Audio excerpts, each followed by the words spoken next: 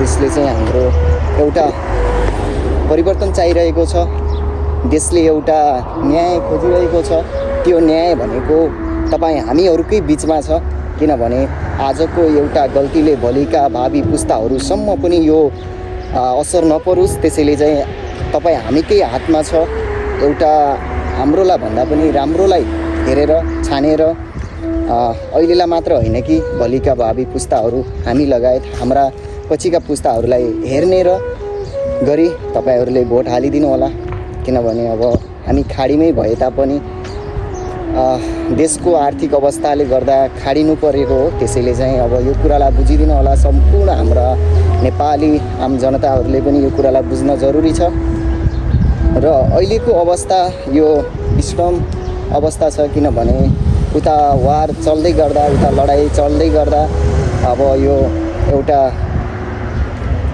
यो मध्यपूर्वी हाम्रो पनि यो भनौँ न नेपाललाई मिनिमम धेरैभन्दा पनि धेरै नेपाललाई लगायत यो बाहिरी देशहरूलाई पनि असर परिरहेको छ। यो वार रोकिएसँगै हाम्रो पनि अब चुनावी माहौल आउँदै गर्दा यसरी मलाई लाग्छ भोलिका दिनहरूमा यो अवस्था नआओस् कि बाहिरी कारणले पनि हाम्रो देशले यो बाहिरीको यो जुन लडाइँले हाम्रो देशले धेरैभन्दा धेरै नोक्सानी भोग्नुपर्ने हुन्छ। यो कुरालाई पनि ध्यान दिनु होला।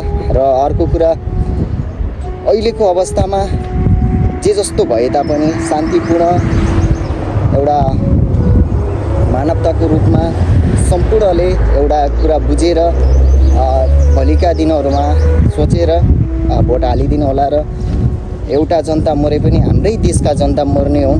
हाम्रै देश तपाईँकै दाजुभाइ, तपाईँकै आमाबुवा, हाम्रै भनौँ न हाम्रै जाजुबुवा, आफ्नो अन्त आफ्ना सबै हामी तपाईँ हामी नै मर्ने हो। त्यसैले चाहिँ लडाइँ झगडा भनेको कहिले पनि अशान्तिको यो मार्ग हो। त्यसैले चाहिँ यो लडाइँ झगडा भन्दा पनि शान्तिपूर्ण रूपमा यो चुनावी माहौल अगाडि बढाइदिनु होला। सम्पूर्णलाई मेरो आग्रह। अब जे जस्तो भए पनि जे जस्तो ठाउँमा भए पनि हामीले चाहिँ शान्तपूर्ण नेपाल एउटा जसले बनाउनु भनौँ न जसले बनाए पनि तपाईँ हामीलाई नै विकास हुने हो। तपाईँ हामी नै अगाडि बढ्ने हो। त्यसैले चाहिँ यो कुरालाई बुझेर तपाईँ हामीले चाहिँ यो हाम्रालाई भन्दा पनि अहिले चाहिँ राम्रोलाई हेरिदिनु होला। अब राजनीति भन्नाले यो के बुझाउँछ भन्दा राज्यमा एउटा नीति नियम गराएर बनाउने, देशलाई राम्रो ठाउँमा लैजाने एउटा असल लिडरले देशको परिवर्तन ल्याउने भन्ने बुझिन्छ राजनीति भनेर।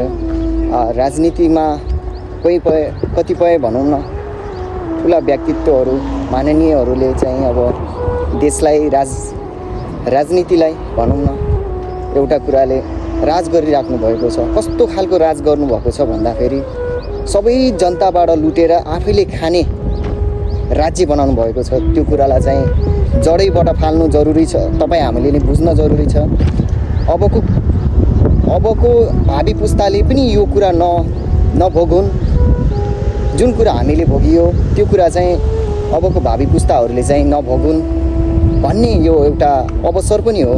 त्यो अवसरलाई चाहिँ नगुमाइदिनु होला। सबैले बुझेर हेरेर सोचेर मात्र भोट हालिदिनु होला। अहिलेको अवस्था हेर्दाखेरि निकै बिजोग छ। देशले परिवर्तन पाइरहेको छैन।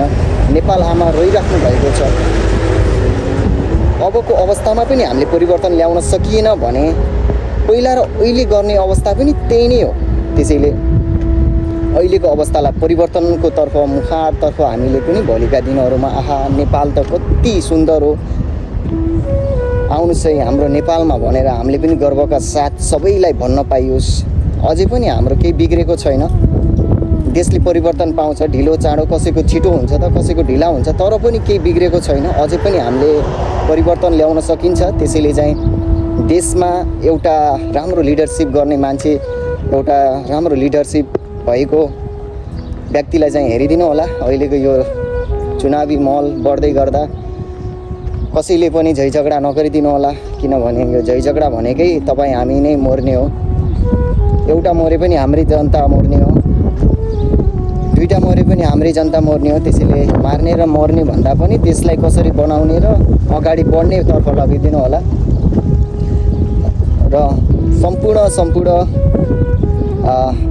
हाम्रा नेपाली जनता दाजुभाइ दिदीबहिनीहरू आमा बुवा दाजुभाइ जति पनि हुनुहुन्छ शान्तपूर्ण सुशासन र आफ्नो हक र अधिकार कसैको दबाबमा नआएर आफूलाई जुन नेताले गर्न सक्छ जसले चाहिँ राम्रो देश बनाउँछ भन्ने तपाईलाई लाग्छ त्यसैलाई भोट हालिदिनु होला।